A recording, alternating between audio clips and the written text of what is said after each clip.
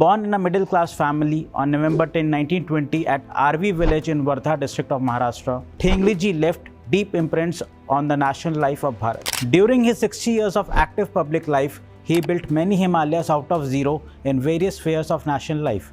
A brilliant student since childhood, Thengadi completed secondary education from his village RV and then went to Nagpur for higher education in 1936, from where he did MA and LLB from Morris College and Law College respectively. Though he had a law degree, he never practiced in any court. He got attracted to the public life since the school days because of his extraordinary leadership skills. In 1935, he was elected as the president of Nagar Palika Vidyalaya RV Students Union. During college days, he was active in the activities of Hindustan Socialist Republican Army. While studying in Nagpur, Thengadi came closer to the Rashtriya Swayamsevak Sangh. Impressed with the life and vision of RSS founder Dr. Keshav Baliram Hedgewar, he decided to dedicate his life to the feet of Bharat Mata by becoming a Sangh Pracharak in 1942. He was also instrumental in starting the Sangh work in Kerala in 1942 and then in Bengal in 1944. While expanding the Sangh work, he studied Indian history, philosophy, politics, sociology, economics, etc., which reflected in his writing on various issues. The special quality of his writing was that he knew how to present even a complicated topic in simple language for a layman.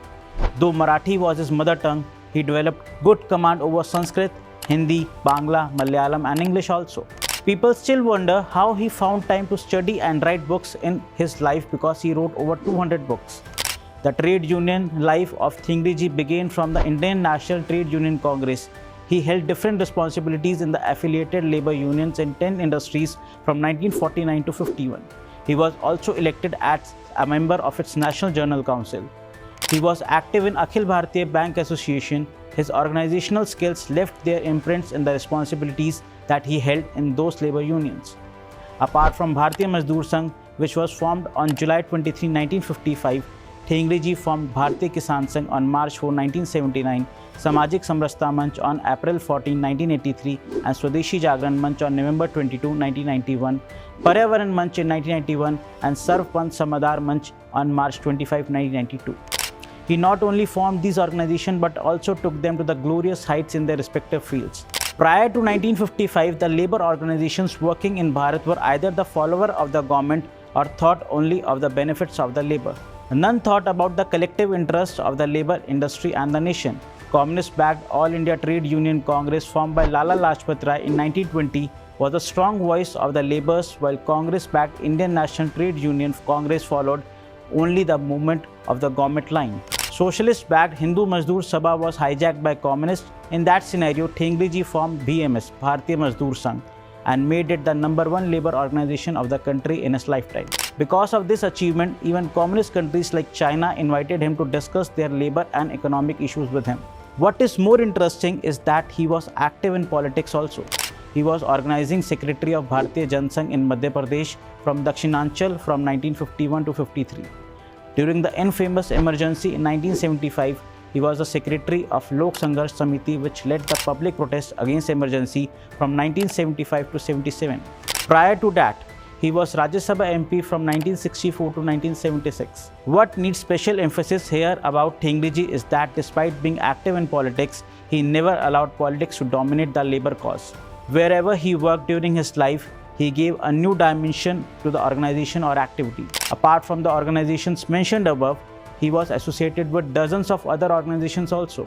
During his 6 decades long life, he nurtured countless workers who are still leading various organizations in the country. He was the perfect visionary and organizer. He told everybody to be committed to the cause, organization and the ideology and not to any individual. This is why he never allowed anybody to touch his feet. His dedicated public life attracts everyone who knows about it. The path that he followed was full of obstacles, but he made the path easy for his fellow workers. When he went to Kerala after completing LLB, his age was merely 21.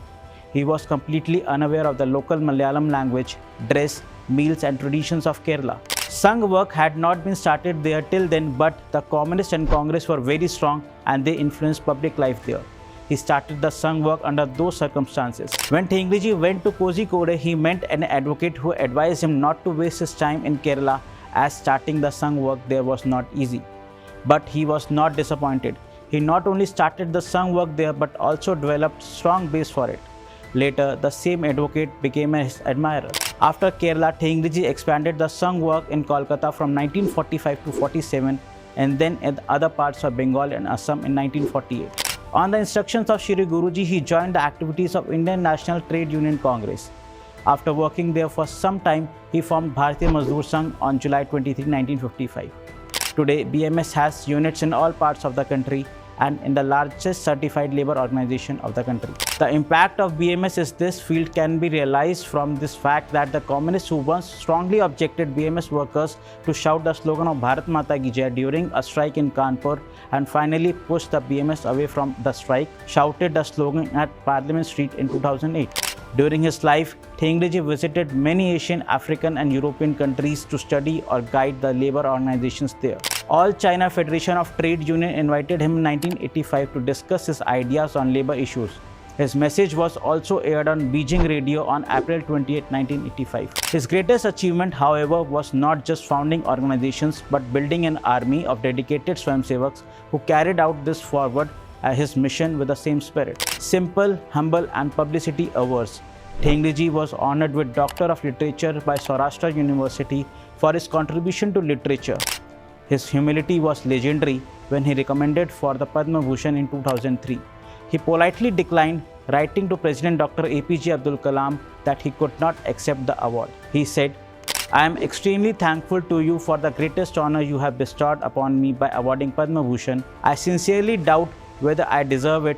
I have the highest regard for you, not because of your present position, but because of your personal greatness. Greatness which is unconscious of itself. It will, however, be inappropriate on my part to accept the award so long as Revered Dr. Hedgewar and Revered Shri Guruji are not offered the Bharat Ratna." Thengadi breathed his last on October 14, 2004 in Pune at the age of 84. But his ideals continue to guide millions of workers, farmers, students and thinkers alike. Thengadi was not just a man, he was a movement, a thinker who bridged the gap between ideology and action, intellect and compassion. His life teaches us that one dedicated soul can indeed build many Himalayas out of zero.